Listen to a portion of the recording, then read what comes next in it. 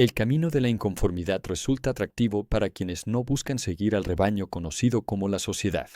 En cambio, quieren tomar decisiones únicas e individuales en la vida, sin importarles las opiniones de los demás y desafiando las normas sociales. Y al hacerlo, siguen su brújula interna, sus propias definiciones de lo correcto y lo incorrecto, y sus ideas sobre lo que es deseable e indeseable. Sin embargo, este estilo de vida puede provocar resistencia en el entorno de uno y llevar a que se convierta en un paria social o tenga problemas con la ley. Por esas razones, muchas personas prefieren seguir la corriente, intercambiando su individualidad e independencia por los cómodos beneficios de la convencionalidad. A lo largo de la historia, varios filósofos influyentes han abordado la idea de la inconformidad, a menudo con puntos de vista únicos. Uno de los alegatos más conocidos a favor de la inconformidad es el ensayo Self-Reliance del trascendentalista Ralph Waldo Emerson. Otro caso interesante para quienes no encajan en la norma es la novela El extranjero de Albert Camus. Y el concepto de superhombre o Übermensch de Nietzsche podría considerarse un llamado a romper con el rebaño y forjar un camino propio. Este video explora la inconformidad y el camino del solitario utilizando las ideas de los tres filósofos. Un ejemplo interesante de alguien que se niega a ajustarse a los estándares de la sociedad es el protagonista de la novela El extranjero de Albert Camus. La historia se desarrolla en la Argelia francesa y narra la vida de un hombre llamado Mersault, un verdadero solitario. Aunque le gustan cosas bastante comunes como nadar, comer y la intimidad física, Mersault parece bastante distante.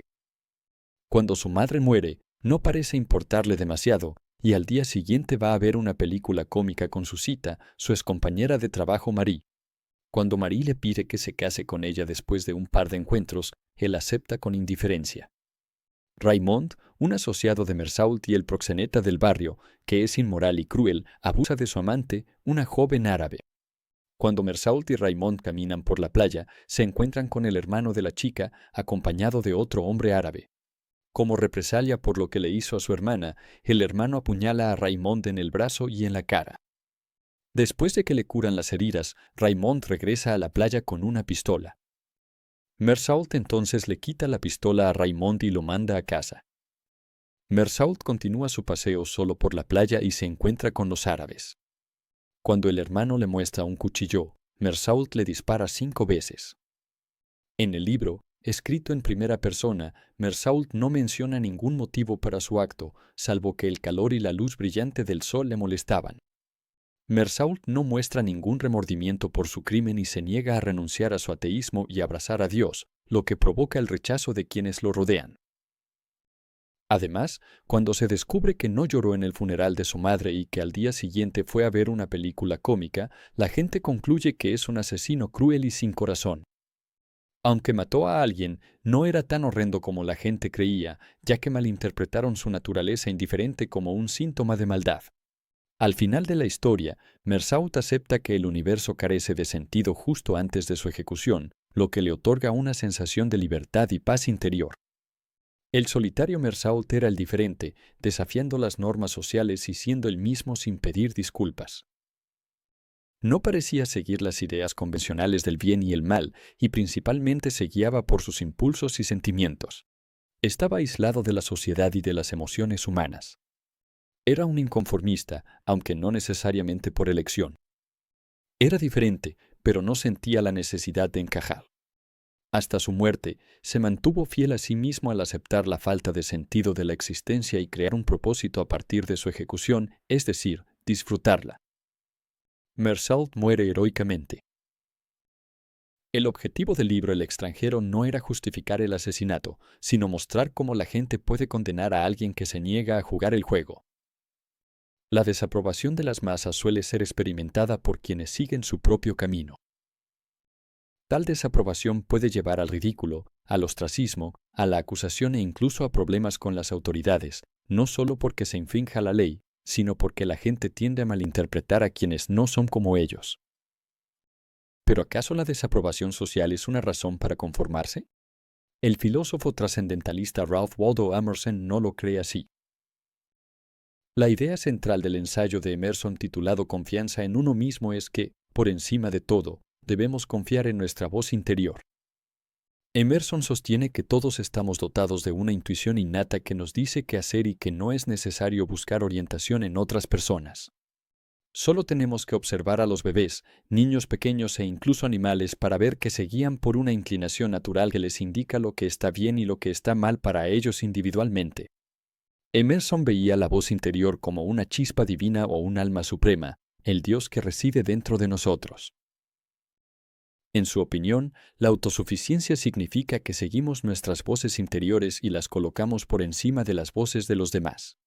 Después de todo, una persona tiene experiencias únicas que solo le pertenecen a ella, y nadie más sabe lo que es estar en sus zapatos, ya que el plan divino está personalizado para cada individuo.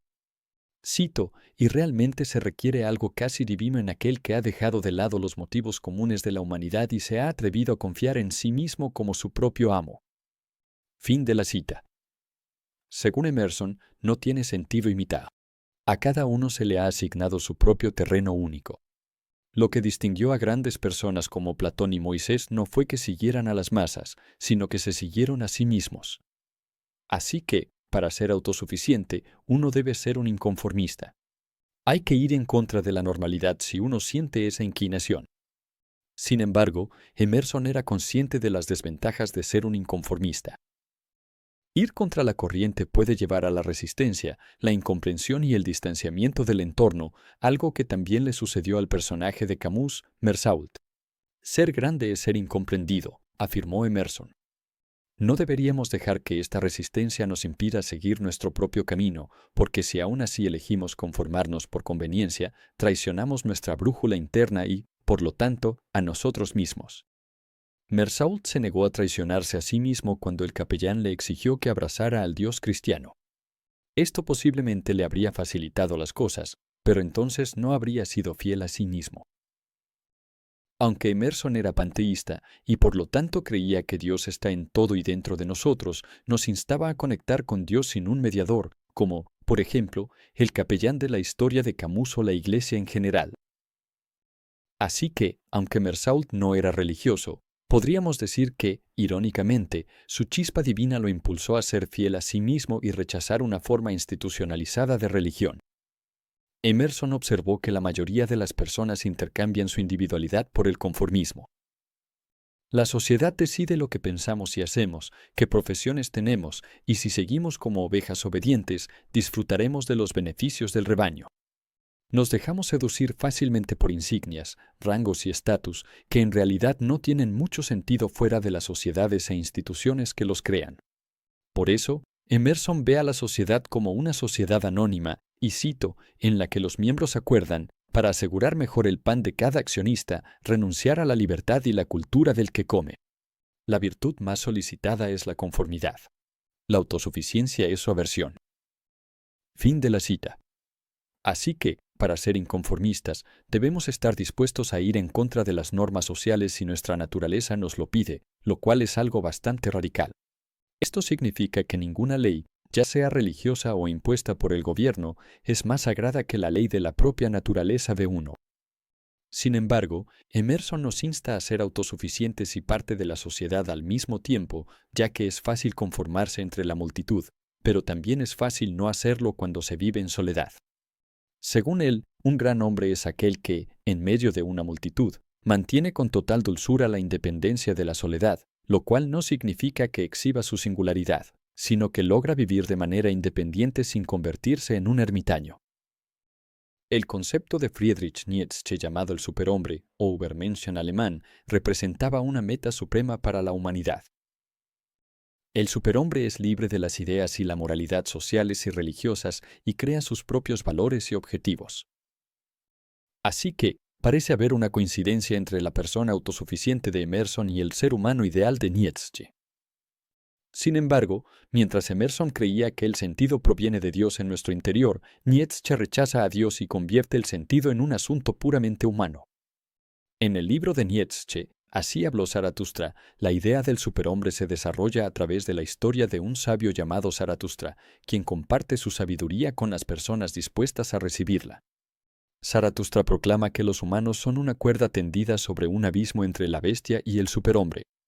Nuestro propósito es superar la distancia entre la bestia y el superhombre, un cruce peligroso que trasciende la mediocridad y la conformidad en la que habitan las masas. Cito, os enseño el superhombre.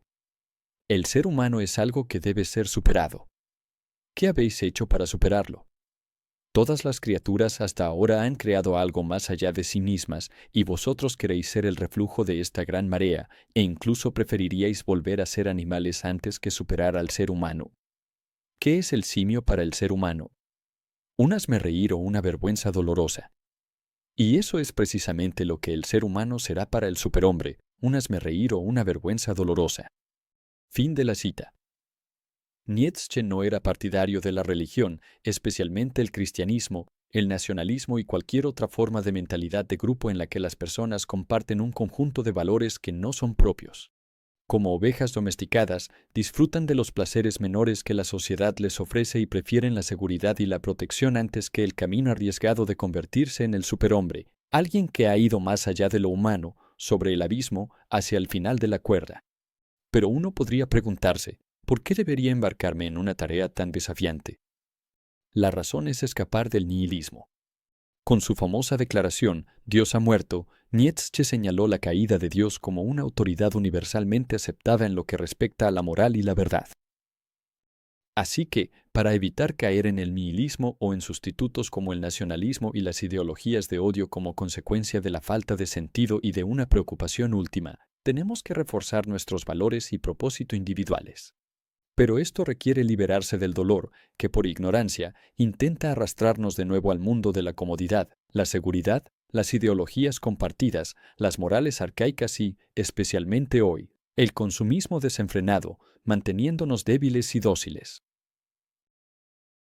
Así que, tomando como referencia las ideas de Nietzsche y Emerson, podemos decir que nosotros mismos creamos el camino del solitario. No es un camino pavimentado por otros, ni el camino menos transitado. Es único para nosotros, diseñado por nosotros, y atraviesa un paisaje que solo nosotros podemos explorar. Un camino único necesita una brújula específica, y para protegernos contra el nihilismo, necesitamos crear valores sólidos y un propósito. Pero como vemos en El extranjero de Camus, si elegimos apartarnos de la ruta convencional, nos convertimos en el raro y atraemos la desaprobación social. Por lo tanto, para adquirir el no conformismo, necesitamos fortaleza y disposición para ser objeto de burlas, desprecio e incluso castigo. Gracias por ver el video.